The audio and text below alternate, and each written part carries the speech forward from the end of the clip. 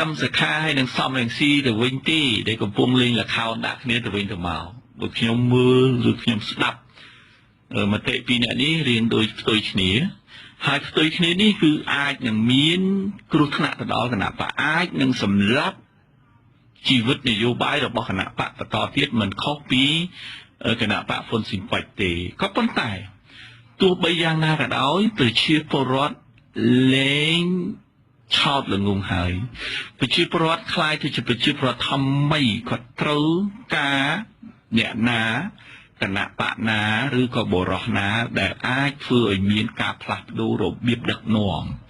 ការផ្លាស់ប្ដូរប្រព័ន្ធដឹកនាំការធ្វើកំណែតម្រង់ជូនគាត់ត្រឹមត្រូវបាទបើតាមលោកគិតថាគណៈបកសង្គ្រោះជាតិកំពុងដើរលើគន្លងនៃការបំបែកបំបាក់របស់គណៈបកកណ្ដាលអំណាចសពថ្ងៃដែរទេបាទប្រសិនបើលោកសំរងស៊ីគាត់អត់ពង្រឹងភាពជាអ្នកដឹកនាំរបស់គាត់នឹងអាចទៅហើយ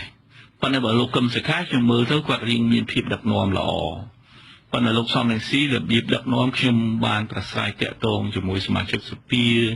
ជាមួយគាត់ជាមួយអ្នកដទៃគឺរបៀបដឹកនាំរបស់គាត់ត្រូវការកែប្រែច្រើនណាស់បើសិនជាគាត់ខ្លាយទៅជានាយករដ្ឋមន្ត្រី